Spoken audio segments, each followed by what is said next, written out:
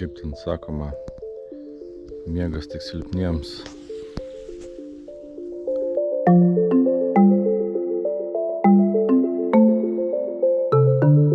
Pirma stotelė pusryčiai už Varšuvos McDonald'o.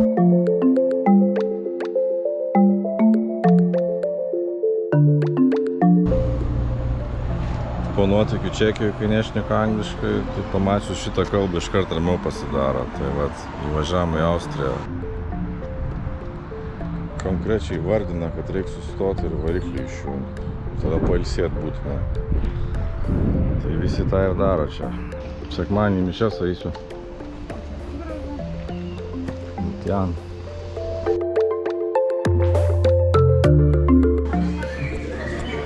Oi, bus kaip Lenkijoje, neįveiksiu. Taip, kambarinė buvo atėjus. Įdėjo lauktuvę. Labai keista vieta vaikams saldainių nusipirkti.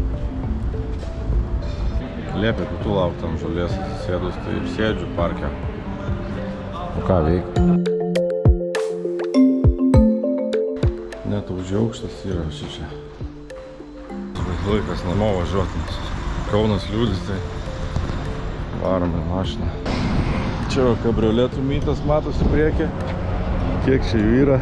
7 kabrioletai. Ten kalnai autobusai.